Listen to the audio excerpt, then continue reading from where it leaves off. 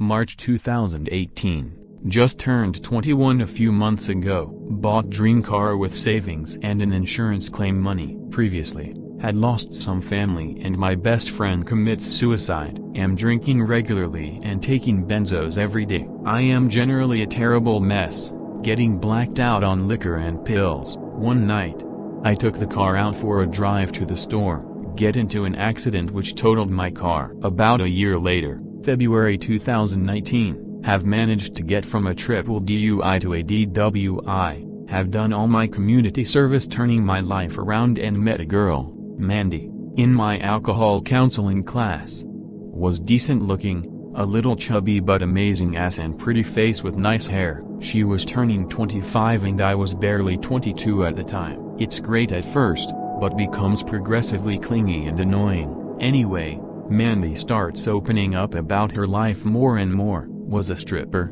dominatrix, cool old stripper GF. I wasn't gonna complain as admittedly I was in it for constant sex. I am a piece of shit, I know. She also starts opening up about being into witchcraft and crystals and crystal ball shit like that. Tells me she has been astral projecting since she was 12. I know a little about astral projection. So start asking her some questions about it, like what does she do, how does she do it. I have tried in the past, but lost interest after a while and gave up. She starts answering these with passion, so give her the benefit of the doubt and try not to take it too seriously, as I myself am spiritual, but not also super educated on the occult and shit like that, so I don't have much opinion. Ask her if she can remote view, she says yes and goes on about how she can teach me all these things. I just need patience. Fast forward to May 2019. The relationship was becoming constant fighting. Mandy constantly accuses me of cheating, would claim I'm active on social media when I would be asleep. Honestly, sometimes I took a while to respond because the conversation would be constantly dry and would need to be carried. Tried to explain to Mandy that I feel like I'm constantly having to talk to her about BS and I feel like we are adults who don't need to text 24/7. Naturally, she flips the script, she breaks up with me. We go our separate ways and don't really speak much past that. It's now September and my birthday is coming up. I met some friends. One of my friends at the time, Richard, was friends with Mandy and her old BF through social media circles. Tells me Mandy is pregnant with her ex-BF Bruce. I think he's being a good guy and wants to let me know, thinking I still might have had feelings.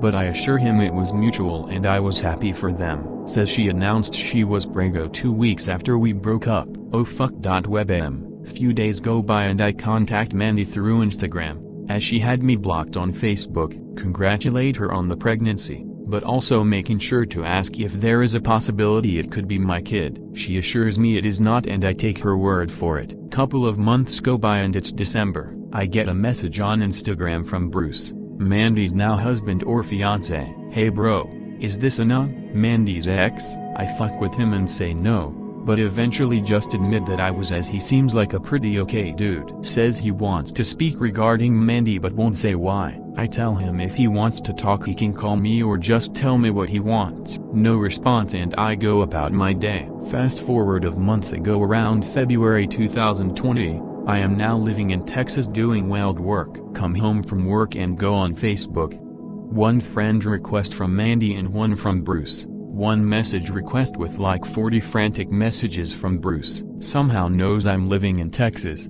Tells me he needs to talk to me about Mandy. Tells me he wants to show me something. Try to have him relax and have him contact me on my phone directly. Never spoke with him or heard his voice before, but speaking with him he sounded drained, defeated, stressed, just generally shitty. Tells me something is wrong with Mandy and their now son Eli. Eli has been getting sick since he was born about a month or so before. Mandy isn't eating or drinking. Locked up in her room constantly. What he says is sleeping. Bruce and Eli move into his mom's place, as the fighting with Mandy and Bruce has become verbally and sometimes physically violent. Mandy lost a lot of weight apparently, judging by a picture Bruce sends me as well as one of their son. She was 5'3" and about 145 when I was with her. Now she looked like the fucking Hobbit from Harry Potter. Eli looks like a regular Native American, Hispanic baby. Cue Ugly Baby by Stephen Lynch. He vents for a couple of more days and we actually kind of become friends. Bruce would like to get blackout drunk and call me in the middle of the night and leave drunk voicemails, mostly Bruce crying about Mandy and missing his old Mandy. One time in particular Bruce admits that both him and Mandy contemplated late-term abortion. Says never thought the baby was his and wants to get a DNA test but scared he would be even more heartbroken if the finds out the kid isn't his. Convince him to stop being a noob simp, and take that fucker and get a DNA test. Weeks go by. It's around May 2020, shitty summer, plans cancelled due to COVID, so it's daily drinking and Ray Lil Black every day for me. Haven't heard from Bruce, been caught up in my own BS. July 25th, about 1 a.m. There is a frantic knocking on my door and my roommate is freaking out because his GF was trying to sleep. Open the door kind of pissed off too because I was just about to jerk off and go to bed. It's an overweight Hispanic male with glasses and in the dark I couldn't make out who it was but from the pictures I recognized him to be fucking Bruce. Kind of stand there with my brows up like what the fuck? He wasn't saying anything either, standing there breathing heavily. It's like he was waiting for me to process this. I turn on the porch light, step outside and close the door. Notice a lot of food stains on the white shirts he had on and just generally really smelly with body odor. We both just kind of stood there staring at each other until I asked Bruce how he knew where I had lived. Claims a friend gave my address, which I know is false. Only my mom and best friend know my address and they would let me know if someone was asking for it.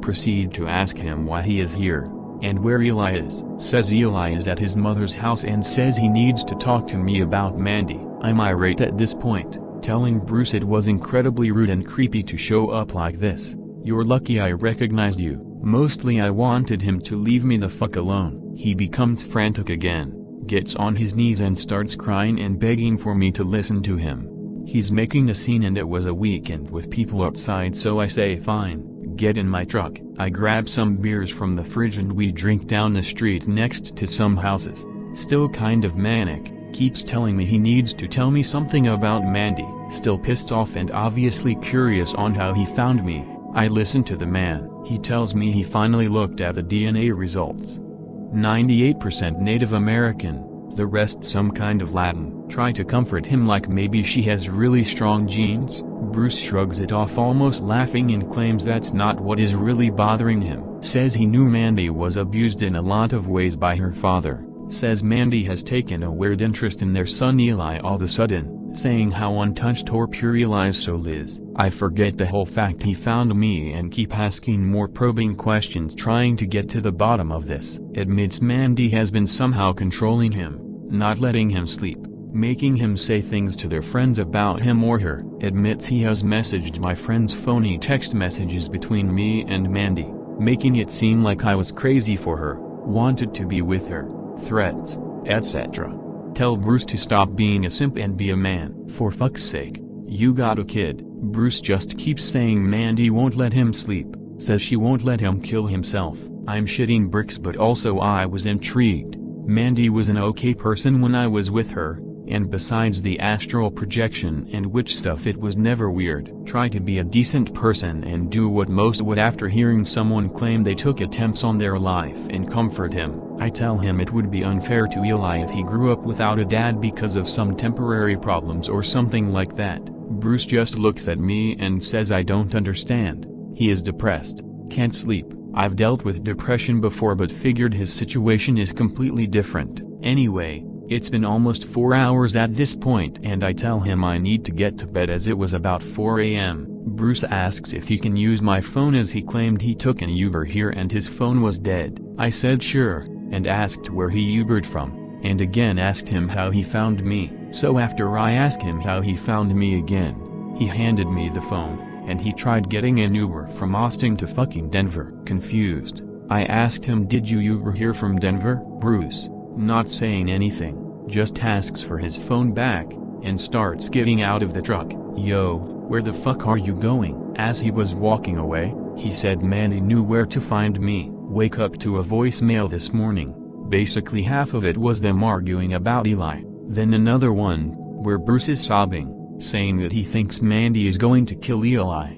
I'm shitting bricks guys, I called him back today. I haven't spoken to him since he got out of the truck that day, but hopefully he will get back to me. I'm fucking scared, yo. This bitch knows my address. We actually kind of become friends. What the fuck are you doing, Anon? Never give a remote fuck about exes or their partners after splitting up. The sensible approach is zero contact. I have a big heart. Well, Mother Teresa, that big heart of yours has you in this bizarre shitfest. Keep telling others not to act like simps, though. You're right. I kind of simped into this situation. This bitch knows my address. So what? I'm worried she's going to sacrifice Eli for his pure virgin blood and summon a succubus on me or something. Can't you report them to authorities? Send an anonymous tip? Anything? The domestic abuse is documented on both sides. Court sided with Bruce because of Mandy's past and criminal background, but the defining moment was when Bruce had to break their master bedroom door down to find Mandy covered in shit and piss in like a 23-hour coma with candles and weird demonic talismans or some shit like that. I forgot to mention that. Sorry. Last I heard she had a tarot reading YouTube channel.